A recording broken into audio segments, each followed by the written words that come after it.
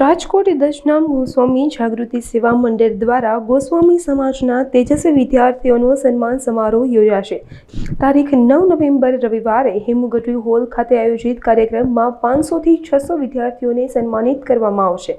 ધોરણ 1 થી કોલેજ કક્ષા સુધીના વિદ્યાર્થીઓને શિલ્ડ આપી સન્માનપત્ર આપી સન્માનિત કરવામાં આવશે. સમારોહમાં રાજકોટ શહેરના અને બહાર ગામના સમાજના શ્રેષ્ઠીઓ તેમજ જય સોમનાથ ગોસ્વામી અતિથિ ભવનના અગ્રણીઓ ખાસ ઉપસ્થિત રહેશે.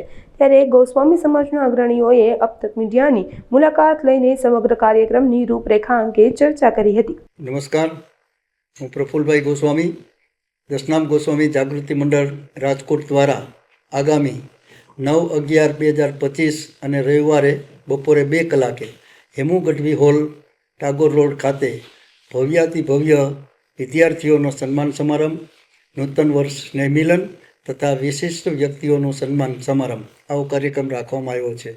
આજરોજ અમે જ્ઞાતિના મંડળના આગેવાનો પ્રેસની મુલાકાતે આવ્યા છીએ અને જ્ઞાતિના જનોને જાહેર આમંત્રણ આપવા પણ આવ્યા છીએ આના માધ્યમથી.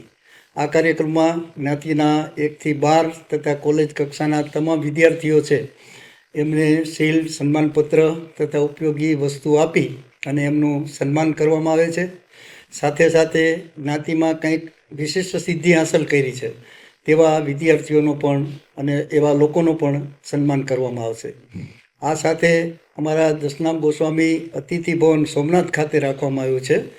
એ સોમનાથ ભવનના કારોબારી સભ્યો નવનિયુક્ત છે. એવા 35 જેટલા આખા ગુજરાતમાંથી એ લોકો બધા વધારવાના છે. એમનો પણ ભવ્ય રીતે સન્માનનો કાર્યક્રમ રાખવામાં આવ્યો છે.